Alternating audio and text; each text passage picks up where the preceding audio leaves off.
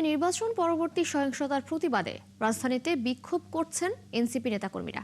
রাতে 11:30টার দিকে বাংলা মোটরের দলটির কেন্দ্রীয় কার্যালয়ের সামনে থেকে মিছিল শুরু হয়ে শাহবাগে গিয়ে শেষ হয়। এনসিপির বিভিন্ন পর্যায়ের নেতাকর্মীরা এতে অংশ নেন। পরে সমাবেশে যোগ দেন দলটির মুখপাত্র আসিফ মাহমুদ সজীব ভুঁইয়া ও মুখ্য সমন্বয়ক নাসির উদ্দিন পাটোয়ারি। তারা অভিযোগ করেন, নির্বাচনের পর নোয়াখালীর হাতিয়া সহ বিভিন্ন স্থানে এনসিপির নেতাকর্মী ও সমর্থকদের উপর পরিকল্পিতভাবে হামলা ও ভাঙচুর চালানো হয়েছে। দোষীদের দৃষ্টান্তমূলক শাস্তির দাবি জানিয়ে তারা বলেন, নতুন করে কেউ ফ্যাসিস্ট হয়ে ওঠার চেষ্টা করলে তাদের প্রতিহত করা হবে।